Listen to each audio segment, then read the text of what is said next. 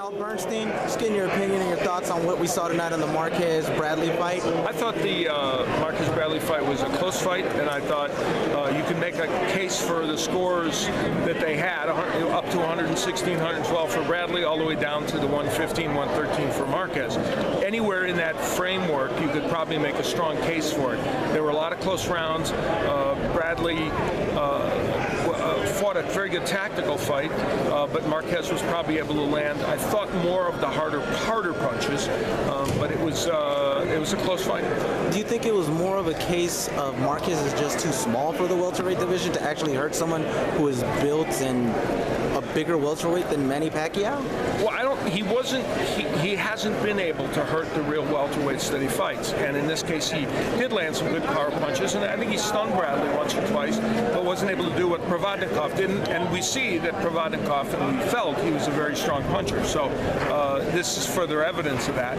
It's partially that, and it's also partially that Bradley fought a style that's kryptonite to Marquez. He moved well, he boxed well, and that's a problem for Marquez. What do you think is good for Marquez right now? To go back down to 140, call it a day? Well, he's 40 years old, and I think he's done well with his money. And I of course, I never say somebody should retire because it's completely up to them.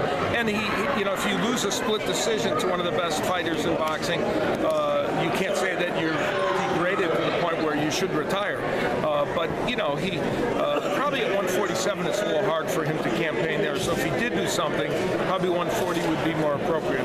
As for Bradley, he's beaten Pacquiao, Provodnikov, and now Marquez consecutively. Right.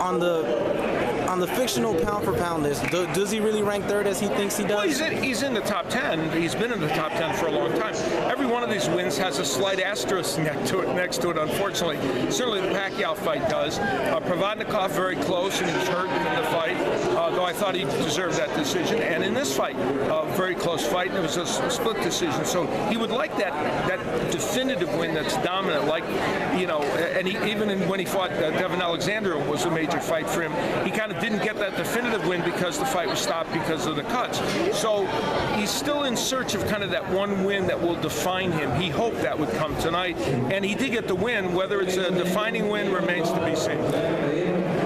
What about him now? He's fought the main guys in Top Rank pretty much. The only person that's really left is probably, let's say, Rios at 147, but Rios is busy with Pacquiao. I'm sorry, what about who?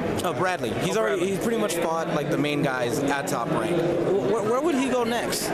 Well, I think Tim Bradley still has marketability issues because he doesn't bring a huge fan base with him, and I love Tim. I think he's a terrific guy, and I think he's represents the best in boxing because he's always in shape and he's ready to fight.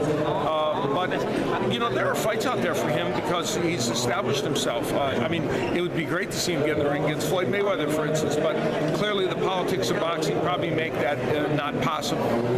But there are any number of fights. If the winner of the Alvarado Provodnikov fight could come up and fight him again. Either way, there's all kinds of options open for him. All right, thanks for your time.